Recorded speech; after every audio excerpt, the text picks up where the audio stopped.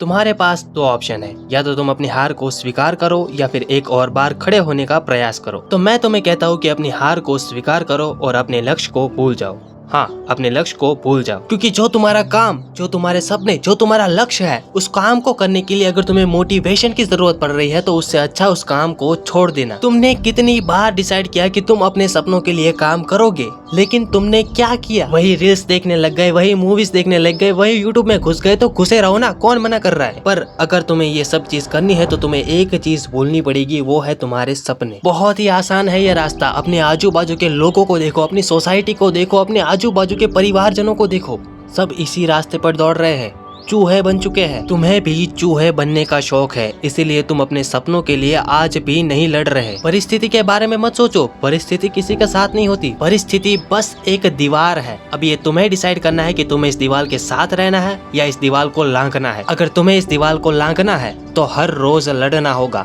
एक योद्धा बनना होगा। लड़ाई अपने मन से, लड़ाई अपने खराब विचारों से, लड़ाई अपनी खराब दिनचर्या से तुम्हें लड़ना होगा। हर एक दिन, हर एक घंटा, हर एक मिनट, हर एक सेकंड। पर क्या लड़ाई से हम लोग जीत जाएंगे? असली योद्धा वो नहीं होता जो लड़ाई लड़ता है। असली योद्धा वो होता है जिसे पता है कि उसकी हार निश्चित है, फिर भी वो अपनी पूरी क्षमता के साथ लड़ता है। परिणाम ये वो चीज है जिसे तुम अपनी मेहनत के हिसाब से चाहते हो। तुम अपनी लड़ाई से पहले अपने परिणाम को प्रेडिक्ट करते हो, लेकिन सच बात तो ये है कि परिणाम हमारे हाथ में होता ही नहीं है। यहीं पर भगवान श्री कृष्ण कहते हैं कि तू अपनी लड़ाई पर ध्यान दे, परिणाम तेरे हाथ में नहीं है। तू परिणाम के बारे में सोच भी मत। हम सबके रथ को भगवान श्री कृष्ण सारथी के रूप में चला रहे हैं। तो अपनी आंखें बंद करो और अपनी पूरी क्षमता के साथ युद्ध करो। अपने आप को उन 1% लोगों के अंदर ले जाओ जहाँ पर बाकी के 99% लोग कभी नहीं पहुँच सकते। अपने डिस्ट्रैक्शंस को पकड़ो। तुम्हारा सबसे बड़ा डिस्ट्रैक्शन है तुम्हारा मोबाइल फोन। एक वक्त था जब हम फोन चलाते थे और एक वक्त आ गया है जब हमारा फोन हमें चलाता है। पहले के टाइम पे राजा महाराजा हुआ करते थे।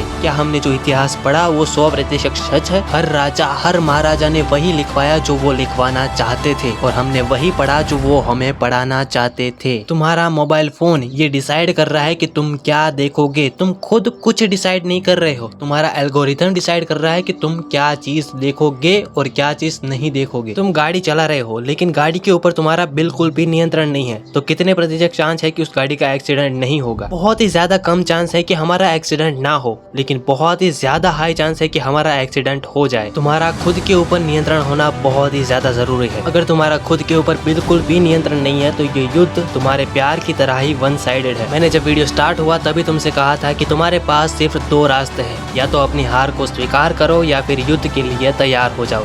अभी ये तुम्हें खुद डिसाइड करना है कि तुम्हें युद्ध लड़ना है अपने सपनों के लिए, अपनों के लिए, अपने लिए। तो तैयार हो जाओ, क्योंकि इस युद्ध के अंदर विराम और परिणाम दोनों की ही आशा नहीं है। और इस युद्ध को जीतने के लिए तुम्हारे पास बस एक ही शस्त्र है, जिसका नाम है खुद पर नियंत्रण। अब इस वीडियो को खत्म होने के बाद आप सभी लोगों से बस एक ही निवेदन है कि आप सभी लोग इस वीडियो के नीचे कमेंट करेंगे, और कमेंट क्या करेंगे ये आप खुद डिसाइड करेंगे। मुझे आशा है कि आप सभी लोग अपने जीवन का युद्ध लड़ेंगे। और याद रखना, तुम्हारा लक्ष्य इस युद्ध को जीतना नहीं, अपनी पूरी क्षमता के साथ, अपने खुद के नियंत्रण के साथ लड़ना है।